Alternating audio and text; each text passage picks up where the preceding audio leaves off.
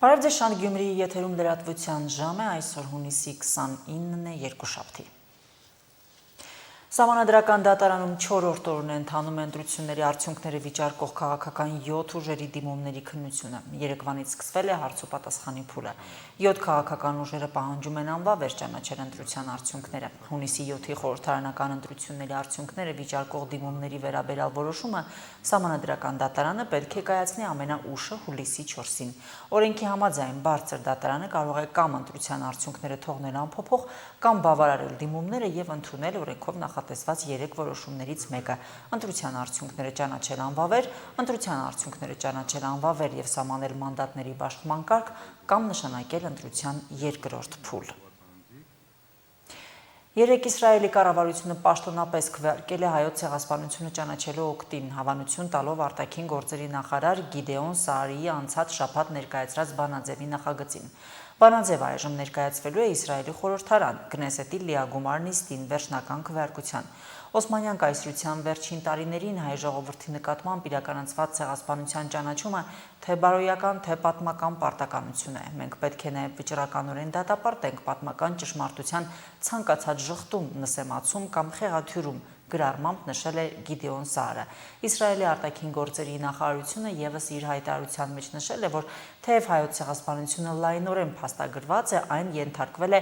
ինստիտուցիոնալացված ժխտման եւ նսեմացման արշավի, որի գլխավոր նախաձեռնողը Թուրքիան է։ Պաշտոնական Անկարան արձագանքելով հայոց ցեղասպանությունը ճանաչելու Իսրայելի կառավարության որոշմանը, Իսրայելի ղեկավարությանը մեղադրել է պատմական ու իրավական իրողությունները անտեսելու եւ պաղեստինցիների դեմ իրականացրած գործողությունները քողարկելու մեջ։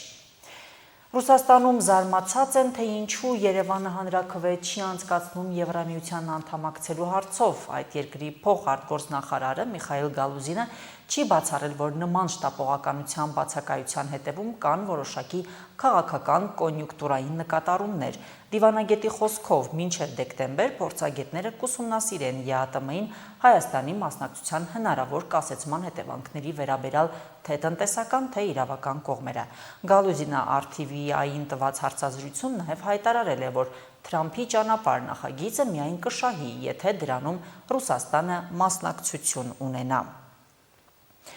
Միացյալ Նահանգների եւ Իրանի պաշտոնյաները համաձայնության են եկել դադարեցնել հարձակումները եւ վաղը Դոհայում խորհրդակցություններ անցկացնել Հորմուզի նեղուցի շուրջ վեճը լուծելու համար, հայտնել է Axios-ը։ Վերջին օրերին լարվածության սրման պատճառով Միացյալ Նահանգները եւ Իրանը որոշել են փոխել բանակցությունների վայրը։ Հիշեցնենք, որ երեկ Իրանը կրկին անօդաչու թռչող սարքերով եւ հրթիռներով հարձակումներ է իրականացրել Բահրեյնի եւ Քուվեյթի վրա։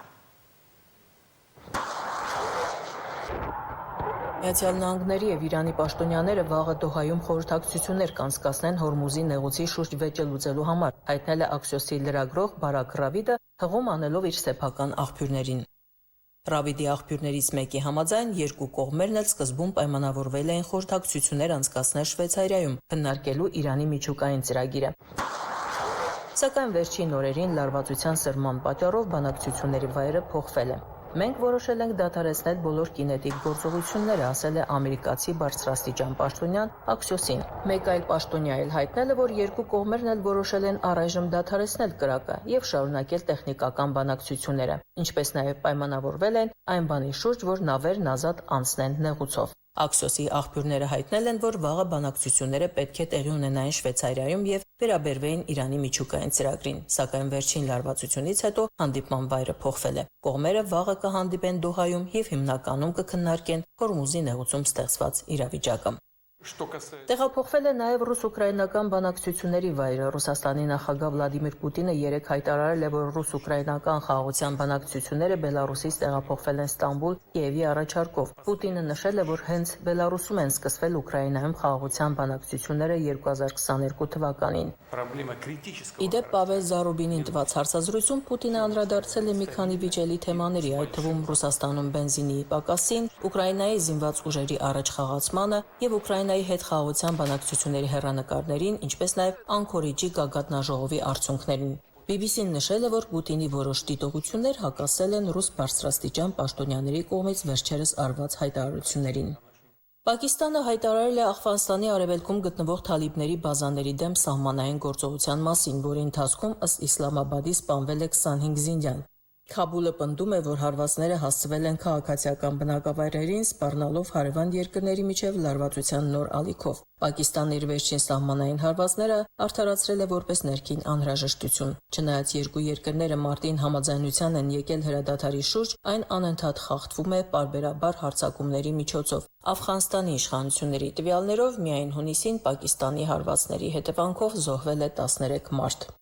Վենեսուելայում փրկարարները եւ որոնողական շները շարունակում են փնտրել ողջ մնացածներին։ Հզոր երկրաշարժերից հետո զոհերի պաշտոնական թիվը գերազանցել է 1450-ը, գրեթե 200 շենք ամբողջությամբ փլուզվել է։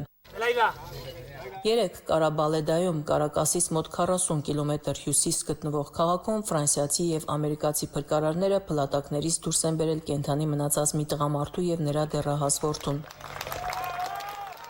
Տասնյակ հազարավոր մարդիկ դեռևս անհետ կորած են, իսկ փլատակներում մնացածներին փրկելու համար անհրաժեշտ 72 ժամյա կարևորագույն պատուհանն արդեն սպառվել է եւ գոյատևման հնարավորությունները նվազել են։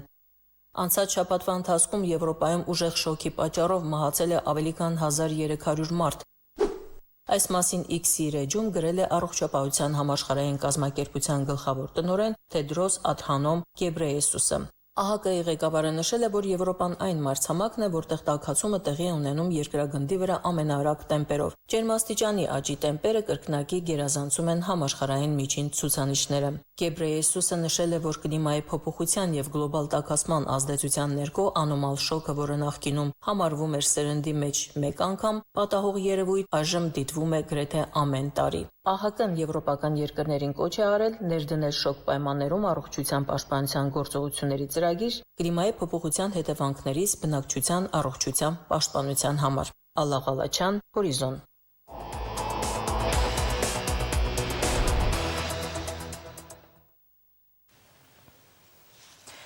Գյումրիի թիվ 2 պոլիկլինիկան եւ շտաբ բուժօգնության ծառայությունը տեղափոխվել են նախկին Սամարիթեր հիվանդանոց։ Պոլիկլինիկայի մի հատվածը զբաղեցնում էր Արյան բանկը, որն ավելի շուտ է տեղափոխվել նախկին ինֆեկցիոն հիվանդանոցի մասնաշենք։ Կոմայրի արգելոցին պատկանող 30-ականների կառույց թիվ 2 պոլիկլինիկայի շենքը բոլոր մասնաշենքերով հիմնանորոգվում է։ Պոլիկլինիկայում խառն են, ժամանակավոր նոր տարածք են տեղափոխվում, ճամպրուկային տրամադրություն է։ Բուժառուներին այսօրվանից ուրիշ տեղ են սպասարկելու։ Ժամանակավոր տեղափոխությունը մի քանի ամսով չէ, այլ 3 տարով է։ Շենքում քանդման աշխատանքներ են ընթանում։ Աշխատանքները երկրորդ հարկից են սկսել, որտեղ գտնվում էր Արյան բանկը։ Մոտ 1 ամիս կլինի, որ Արյան կայանը այլ հասցեում է գործում։ Տեղափոխվել են նախկին ինֆեկցիոն հիվանդանոցի մասնաշենքերից մեկը։ Նախկինում երկրորդ հիվանդանոցը, այժմ թիվ 2 պոլիկլինիկան Գյումրիում երբևէ եղած առողջապահական հիմնարկներից 5 կառույցներից մեկն է։ 30-ականների շինություն է, կապիտալ նորոգումներ չտեսած։ Միայն մի մասնաշենքը, որտեղ Արյան բանկն էր տեղափոխվել, 90-ականներին վերանորոգվել է, ամրացման աշխատանքներ կատարվել։ Բավականին խարխլված հատվածներ կան, ճիշտ է, մի թևը շենքի ամրացվել է 90-ականներին, բայց դրա վրա էլ ունենք անելիք, հետազոտությունից հետո որոշվեց, որ մեդալական սեկկաբրի խփվի և ցեմենտավազով սվաղվի ամրացված հատվածը։ 100 տարվա շենք է, բայց շինարարը քանդելուց համոզվել է, որ պատերը բավական ամուր են 85 սանտիմետր հաստության։ Ամեն հարկը 3,5 մետրից ավելի բարձրություն ունի։ Պատերն ամրացնելու են, քանդում են փայտե միջնապատերը, առաստաղը, որոնք վաղուց են փտել, ինչի հետևանքով նաև մասնակի փլուզումներ են եղել։ Միջնորդները, այո, հանել ենք, այո, լրիվ շեպկա փայտ, արդեն սնգային, ասպես ասած, հիվանդության փայտ, որը անհրաժեշտ է եղել մեր աշխատողներին, որպես տվել ենք վառելիք։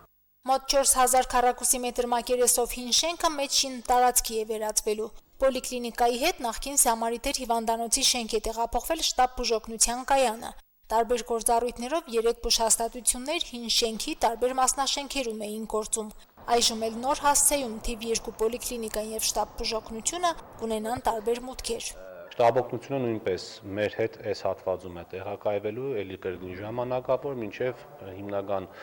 մասնաշենքը արդեն պատրաստ լինի տեղափոխվել հիմնական մասնաշենք։ Ելի այս հատվածում է տեղակայվելու։ Հիմնանորոգումն ավարտելուց հետո շտապ բուժօգնության կայանը ետ չի գալու պոլիկլինիկայի իրեն հատկացված մասնաշենք։ Նախատեսված է, որ այն մնալու է Սամարիթերի շենքում, որի 3 հարկերն էլ վերանորոգել են պետական բյուջեի միջոցներով։ Այստեղ աշխատանքները ներքին հարդարում են արել, բայց գիտեք, ահագին ժամանակ շենքը օգտագործված չի եղել, ահագին վնասված հատվածներ է եղել, բյուջեն մոտ 100 միլիոն դրամի մասին է խոսքը, այդքան կառավարության ուղիղ ծրագրով մենք վերանորոգման աշխատանքներն ենք արել։ Թիվ 2 պոլիկլինիկայի շենքի հիմնանորոգման նախագիծը կազմվել է 2024 թվականին։ Գումայրի արգելոցին պատկանող կառույցի արտաքին ճարտարապետական տեսքում արգելված են փոփոխությունները։ 2 տարի առաջ կազմված նախագիծը ենթակա է փոփոխության, որոնք կարող են լինել միայն ներքին կառուցվածքներում։ Պետական ծրագիրը նախատեսվում է ավարտել 3 տարում եւ շենքում միավորված գործելու են առողջության պահպանման առաջնային օղակի 3 միավորներ, այսինքն կմիավորվեն թիվ 1, թիվ 2 եւ Բերլին պոլիկլինիկաները։ Մարինե Տերբինյան, Արարատ Ծատուրյան, Հորիզոն։ Կոմիտասի անվան պետական կոնսերվատորիայի Գյումրիի մասնաճյուղի կրտսեր եւ ավագ կուրսերի ուսանողները դասական երաժշտության համերգ են նվիրել դպրոցականներին եւ երաժշտական դպրոցների աշակերտներին։ Համերգը ամփոփում է կոնսերվատորիան դպրոցին կրթական ծրագիրը, որի շրջանակում մասնաճյուղի դասախոսները Շիրակի մարզի մի շարք համայնքներում անցկացրել են վարպետության եւ ճանաչողական դասեր, մանկավարժների վերապատրաստումներ, նպատակ ունենալով նոր սերնդի համար բացել մասնագիտական կրթության ճանապարհը։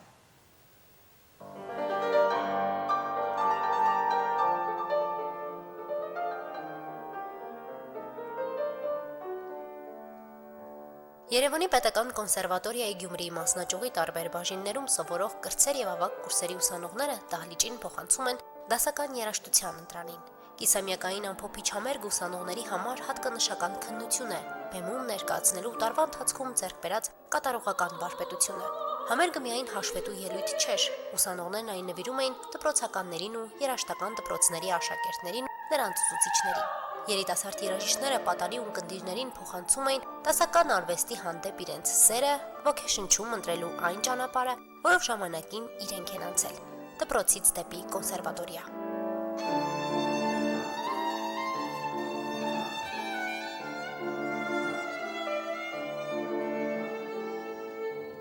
Դպրոցից դեպի կոնսերվատորիա կրթական ուղի անցնելը հեշտ չէ, բայց այն հասանելի դարձնելու, ծանոթացնելու համար արվեստի գաղտնիքներին մասնաճյուղի պրոֆեսիոնալ կազմը կոնսերվատորիան դպրոցին կրթադաստիարակչական ծրագրի շրջանակում 1 ուսումնական տարի շրջել է երաժշտական կրթօջախներում։ Աշակերտների համար անցկացրել են ճանաչողական եւ մասնագիտական վարպետության դասեր, իսկ մանկավարժների համար վերապատրաստումներ, փոխանցելով ակադեմիական փորձն ու մասնագիտական գիտելիքները։ Կոնսերվատորիան այս կերպ բացել է իր դռները դպրոցի առաջ, ձևավորելով համագործակցության կամուրջ, աշակերտներին հնարավորություն է տվել ճանաչել երաժշտական բարձրագույն կրթության աշխարհը։ Այս ծրագրի ընթացքում եւ ուսուցիչները եւ եղողները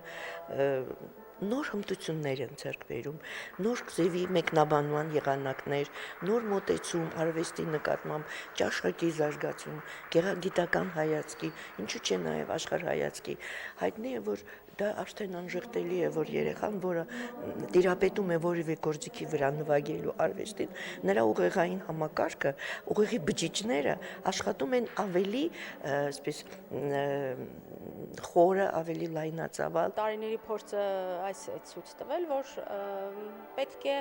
նախ իրազեկ լինեն, պետք է տեսնեն ինչ է կատարվում, պետք է տեսնեն նախ եւ ամենակարևորներից պետք է սիրեն։ Ուսուցչի աշխատանքը առաջին հերթին աշակերտին սիրել տալն է իր մասնագիտությունը եւ ընթացքում այդ ունեցած բազան ավելի շատացնել։ Կոնսերվատորիան դպրոցին ծրագիրը շրջել է Շիրակի մարզի մյուս քաղաքներում եւ գյուղերում, Գյումրիի երաժշտական 3 դպրոցներում։ Քաղաքային եւ գյուղական բնակավայրերի երաժշտական դպրոցների աշակերտների համար անցկացված վարպետության դասերը ոչ միայն փոխանցել են մասնագիտական ու ակադեմիական գիտելիքներ, այլև նրանց հնարավորություն է տվել անմիջական շփման միջոցով պատկերացնել երաժշտական բարձրագույն կրթության միջավայրը։ Աշակերտները հյուրընկալվել են նաև կոնսերվատորիայում, ծանոթացել կրթական պայմաններին եւ նյութատեխնիկական հնարավորություններին, լսել դասախոսություններ, ներկայգտնվել դասերին, փորձել նվագել տարբեր երաժշտական գործիքներով։ Հիմնականում Գյումրիից հետո համայնքների երեխաների համար նման հնարավորությունները սահմանափակ են եւ այսպիսի բացառիկ ծրագրերն են լրացնում այդ բացը։ Մայր բուհի Գյումրու մասնաճյուղի հետ բազմաթիվ համագործակցային ծրագրեր ունեցել ենք։ Յուրաքանչյուրը տարբերվում առանձնանում է իր մոտեցման տարբերություններով։ Աշակերտների ոգևորվածությունը, ինչու՞ չէ, նաև մանկավարժների մոտեցումը իրենցից պրոֆեսիոնալ մասնագետների խորհուրդներին, խորհրդատվություններին նշանակություն ունեցավ տարեվերջյան արդյունքները մեր դպրոցի ավելի բարձր գնահատականներով ամփոփելու հարցում։ Կարևորը պրոֆեսիոնալ հիմքն է, որ երեխաները ավելի ճիշտ պատկերացնեն, թե ինչ կոմպոզիտորներ են, ստեղծագործություններ են կատարում, ժամանակաշրջանը, դարաշրջանը, ոճային առանձնահատկությունները, ինչը եւ քննարկվել է։ Հետազոտական էր առաջինը, ծանոթությամբ, այսպես ասեմ, եւ երկրորդը անել ամեն ինչ, որպեսզի եւ երաժշտության հանդեպ հետաքրքրություն լինի եւ մեթոդական առումով ունենանք համագործակցություն, որովհետեւ բոլոր դասավանդողներն էլ պրոֆեսիոնալներ են, ունեն մասնագիտական կրթություն, մենք այստեղ ոչ մի խնդիր չենք տեսնում, խնդիր տեսնում ենք մեգուսիության մեջ։ Արվեստագիտության թեկնածու դոցենտ Հասմիկ Հարությունյանը ընդգծում է, մարզի շատ երաժշտական դպրոցներում խնդիրներից մեկը դաշնամուրների պակասն է։ Կոնսերվատորիան դպրոցին ծրագրի հաջորդ փուլերում նախատեսում է հնարավորության սահմաններում աջակցել կրթօջախներին, որպեսզի շնորհալի երեխաներն ունենան որակյալ երաժշտական կրթություն ստանալու հավասար հնարավորություն։ Սա կարծում եմ ամբողջ Հայաստանում է խնդիր, հատկապես դաշնամուրների խնդիրը, որովհետև տարբեր բարեգործական ուրեմն ընկերություններ, կազմակերպություններ փորձում են լարային փողային գործիքներ, ամենաբարձրը դաշնամուրի հարցն է։ Բայց կփորձենք միասնական ուժերով հասնել մեր ուզած նպատակին։ Ծրագիրը կամփոփվի դեկտեմբերին, մեծ հաշվետու համերգով, որի գլխավոր դերակատարներն արդեն ոչ թե կոնսերվատորիայի ուսանողները, այլ վարպետության դասերի մասնակցած երաժշտական դպրոցի աշակերտներն են լինելու։